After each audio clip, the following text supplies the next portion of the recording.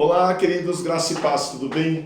Glória a Deus. Estamos começando hoje o nosso estudo do Evangelho de João. Meu irmão, vai ser tremendo. O Evangelho de João tem 21 capítulos. Nós vamos começar hoje e vamos estudar um capítulo por dia. O último dia vai terminar exatamente no dia de Páscoa, dia 12 de abril. Então vai ser um estudo tremendo, porque nós vamos acompanhar e crescer no Evangelho de João, no conhecimento, no entendimento da Páscoa. Porque esse ano, queridos, a Páscoa é muito profética. Nós estamos aí dentro das nossas casas, esperando o dia da Páscoa, em que comeremos o cordeiro e a praga vai passar por cima da nossa casa, amém?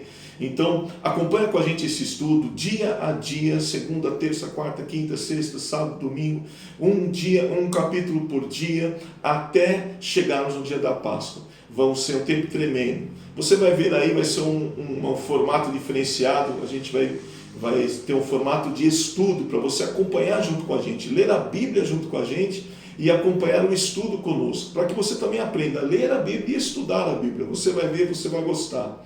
Então, nós também estamos aqui na Igreja Vida Plena fazendo um tempo de consagração nesses 21 dias. Os jovens, a igreja, por quê? Porque nós entendemos que é tempo de quebrantamento, de arrependimento. Então, esses 21 dias vão ser de estudo bíblico, de leitura bíblica, de consagração, e nós também estamos assim, imbuídos desse sentimento, né, de mandarmos uma palavra para alguém, de falarmos com alguém, de nos comunicarmos, usarmos os meios de comunicação que nós temos à nossa disposição e mandarmos uma palavra. Então a gente vai meditar nesse capítulo de João e enviar um versículo para alguém, o que Deus falou conosco. Vai ser tremendo esse tempo. Então, vem conosco, acompanha a gente, vai ser muito legal. Deus te abençoe. Olá, queridos, olha aqui, vamos lá. Esse é o nosso formato que eu estava te falando. Para quê? Para que você possa aprender a fazer um estudo bíblico, a ler a sua Bíblia. O que nós fizemos? A gente pôs aqui o texto bíblico. Então, a gente colocou um pouco maior, mas é para te motivar você a ler na sua Bíblia. Não é? Eu já estava fazendo algumas anotações aqui, não é? Para que a gente possa também, eu gosto muito de estudar a Bíblia também com uma folha em branco, eu vou anotando, vou rabiscando, então é isso que eu vou fazer com você.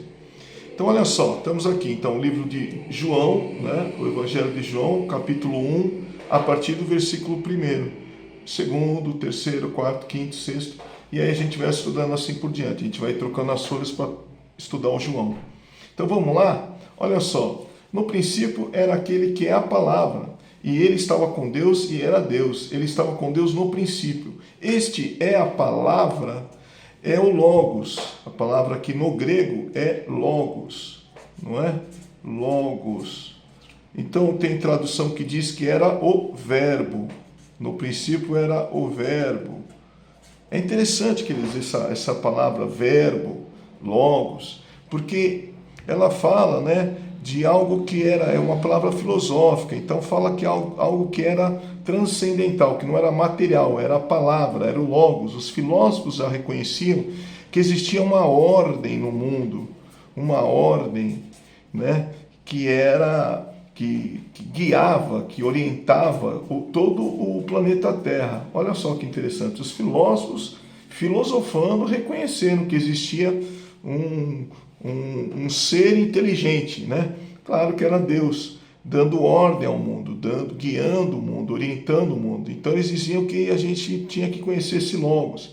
Então o João aproveitou escrevendo o Evangelho dizendo, olha, na verdade o Logos estava com Deus e era Deus mesmo. O Logos era Deus. O Logos era Deus. Olha que interessante que o João fala. O Logos era Deus. Ele estava no princípio com Deus. Então, ele está falando que de Jesus Cristo. De Jesus. Jesus é o Logos, que estava com Deus, que era Deus, não é? Olha que interessante. No princípio. Então, todas as coisas foram feitas por intermédio dele. Sem ele, nada do que existe teria sido feito. Então, Jesus Cristo é o mediador. Tudo foi feito por ele. Né? Em Colossenses 1,17 está escrito que ele é antes de todas as coisas. Colossenses 1,17, depois você confere lá. Ele é antes de todas as coisas. Jesus Cristo é antes de todas as coisas. Então, olha só, nele estava a vida, e esta era a luz dos homens. A luz brilhava nas trevas, as trevas não derrotaram. Surgiu um homem enviado por Deus, chamado João. E aí vai começar a falar do João Batista, que veio como testemunha para testificar acerca da luz de Jesus, a fim de que por meio dele todos os homens crescem. Ele próprio não era a luz, o João Batista, mas veio como testemunha da luz de Jesus. Estamos chegando ao mundo a verdadeira luz que ilumina todos os homens. Aquele que é o Logos estava no mundo, e o mundo foi feito por intermédio dele, mas o mundo não o reconheceu. Então, o mundo não o reconheceu, apesar de ter sido feito por ele, por intermédio dele. O mundo estava rejeitando, não estava conhecendo o seu próprio Criador. É interessante isso, não é? No livro de João. Então, é muito bonita, né? Esses primeiros versículos são muito poéticos, falando a respeito de Jesus Cristo. É interessante que o João está usando a linguagem do Gênesis 1. Olha que interessante. O Gênesis 1 também usa essa palavra no princípio, né? Criou Deus os céus e a terra. Princípio. Então, é interessante porque João está resgatando ali o livro de Gênesis e falando que o Deus que estava lá na criação do Gênesis é o Deus que resolveu visitar a terra, Jesus Cristo. Então, a gente continua na outra folhinha ali. Muito bem, então continua aqui, ó. Veio para o que era seu, mas os seus não o receberam. Para o que era seu, por quê? Porque Jesus Cristo. Por que Jesus veio para o que era seu, né? Para o que era seu, porque ele veio para os judeus, ele veio ali, ele veio como judeus, visitando os judeus, e os seus não o receberam. Contudo, todos os que o receberam, aos que creram em seu nome, deu-lhes o direito de se tornarem filhos de Deus. Glória a Deus. Então se tornaram filhos de Deus. Pense nisso, queridos. Todo mundo que recebeu a Jesus se tornou filho de Deus. Todos os que creram e receberam. Então, deu-lhes o direito de se tornarem filhos. É interessante, né? O direito de se tornarem filhos de Deus. Glória a Deus, porque nós conseguimos esse direito, esse poder de nos tornarmos filhos de Deus. Os quais não nasceram, né, descendência natural, pela vontade de carne, vontade de homem, mas nasceram de Deus. Nós nascemos de Deus. Não é um nascimento religioso, porque está dizendo assim, não é herança. Os judeus tinham essa herança, né? Todo mundo aqui é filho de Deus porque a gente nasceu com sangue de judeu, né? Mas o João está dizendo, não é pelo sangue, é todo mundo que recebe Jesus se torna filho, não é? Então é interessante isso aqui. Aquele que é a palavra tornou-se carne e viveu entre nós. Essa palavra no grego é no grego, olha só, habitou entre nós, e habitou, essa palavra quer dizer que construiu uma tenda, como é que faz uma tenda aqui, ó, uma tenda, olha, ficou bonitinha a tenda aqui, ó. Ele fez uma tenda, o Senhor Jesus fez uma tenda, esquenou entre nós, porque fala do reconhecimento que o corpo humano era uma tenda, né? O corpo humano era uma tenda. Então João usa essa forma de esse linguajar que já era usado na época, né? Era uma tenda, era uma cabana, não é o corpo humano, porque ele era passageiro, não é? Então Jesus Cristo veio para passar mesmo por esse mundo. Então habitou, esqueno, né? É interessante, esqueno, entre nós. Vimos a sua glória como a glória do unigênito vindo do Pai, cheio de graça e de verdade. Glória a Deus, João dá testemunho, exclama, esse é aquele de que eu falei, aquele que vem depois de mim, é superior a mim, porque já existia antes de mim. Então já existia antes de João, Jesus. Todos receberam da sua plenitude, graça sobre graça. Foi dada, a lei foi dada por Moisés, mas a graça veio por intermédio de Jesus Cristo. Glória a Deus. Então, a lei e a graça.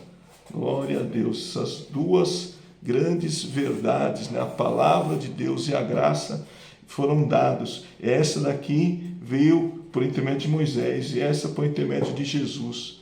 Ninguém jamais viu a Deus, mas o Deus unigênito que está junto ao Pai o tornou conhecido. Jesus tornou conhecido o Pai. Ele veio revelar o Pai. Jesus veio revelar o Pai. Olha que tremendo. Vamos continuar na outra folhinha então. Ok, olha aí. Então continua aqui. João Batista nega ser ele o Cristo. Então este foi o testemunho de João, quando os judeus de Jerusalém enviaram os sacerdotes levitas para lhe perguntarem quem ele era. Ele confessou e não negou, declarou abertamente: eu não sou o Cristo, o enviado, o Messias, o ungido, o escolhido, né? O Messias. A palavra Cristo significa o Messias, não é?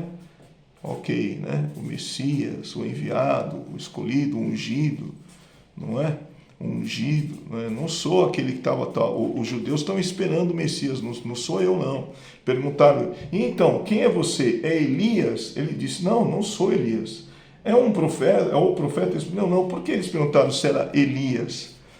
Porque há uma profecia lá no livro de Malaquias, capítulo 4, versículo 5, Deus, a profecia, né, o Malaquias diz, eu enviarei, né, Deus dizendo, né, eu enviarei o profeta Elias. Eu enviarei o profeta Elias. Então, eles estavam esperando o profeta Elias, não é? E ainda dizem, é tremenda essa palavra, porque enviarei o Malaquias, né? Malaquias, ele fala assim, o profeta Elias vai vir para unir os corações, né? Dos pais aos filhos, dos filhos aos pais, para que não venha e fira a terra com maldição. Então, o profeta Elias tinha uma profecia que vai vir o Elias. O Malaquias tem uma profecia que vai vir o Elias. E aí eles estavam esperando. Então, você é o Elias? Não sou Elias. Mas é interessante porque Lucas, se você for ler em Lucas, no capítulo 1 lá de Lucas, diz que o João Batista veio no espírito do profeta Elias. No espírito do profeta Elias. Olha que interessante. Que espírito era esse? De converter o coração dos pais aos filhos, dos filhos aos pais, de trazer uma aliança, né, entre pais e filhos. Olha que interessante, né? De restaurar essa aliança que tinha sido quebrada entre pais e filhos.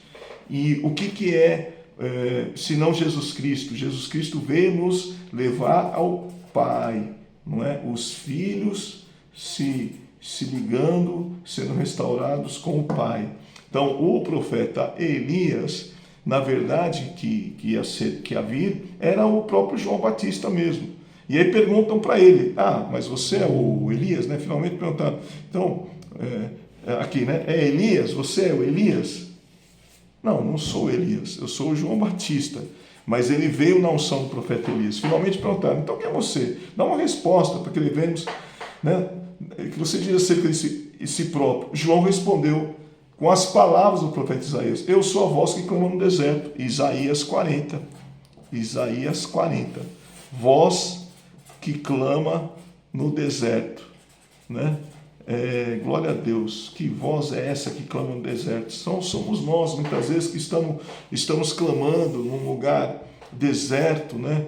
De incredulidade, não é? De infidelidade. Nós estamos clamando, olha, vejam a Deus, olhem para Deus, não é? Então esse deserto, essa voz que clama no deserto, é a voz do profeta Isaías, fala sobre isso, é o João Batista, e somos cada um de nós, que estamos clamando, porque João Batista, o que ele diz? Olhem para Jesus, olhem para Jesus. O João Batista, ele diz, olhem para Jesus, ele aponta para Jesus. Ele diz, vocês têm que olhar para o Mestre, olhem para Ele é o centro de todas as coisas. Então, nós aqui queremos chamar a atenção de Jesus Cristo e de ninguém mais. Amém?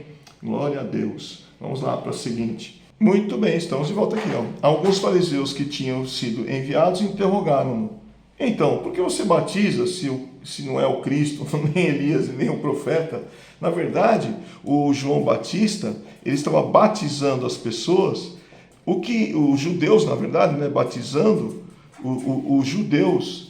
E é o seguinte, ninguém batizava judeu, o judeu não precisava ser batizado, o judeu já tem o sangue, já sou salvo, já tenho, Deus já está comigo. Essa era a ideia dos judeus, né? Olha, Deus está comigo porque eu tenho sangue de judeu. Mas a gente sabe que o sangue de judeu não salva, o que salva é o sangue de Jesus. Mas então eles não queriam se batizar. Então por isso perguntam para o João Batista: por que você está batizando o povo? A gente é judeu, a gente precisa ser batizado. Então eles questionam o João Batista. E o João responde: eu batizo com água, olha, mas entre vocês tem alguém que vocês não conhecem, né?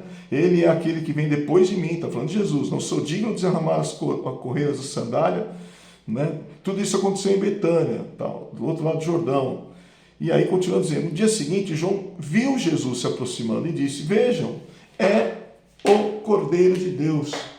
Nós estamos aí chegando nos dias da Páscoa.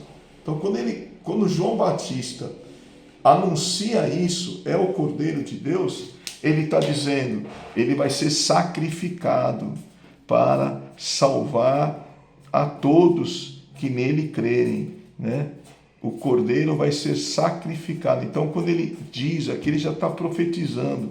Ele é o Cordeiro, ele vai morrer para salvar multidões. Assim como nós vimos ontem na pregação no Êxodo, né?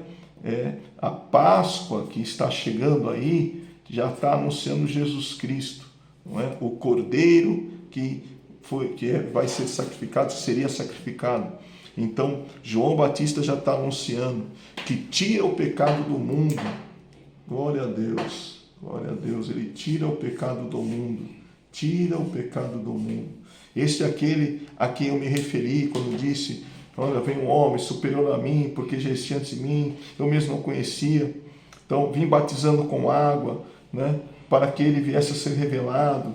Então, João deu o seguinte testemunho: eu vi o Espírito descer dos céus como pomba e permanecer sobre ele. Então, o Espírito Santo desceu sobre Jesus como pomba, não é? E permaneceu sobre ele. Eu não teria reconhecido se aquele que me enviou para batizar com água não me tivesse dito: aquele sobre quem você vira o Espírito descer sobre ele e permanecer, esse é o que batiza com o Espírito Santo.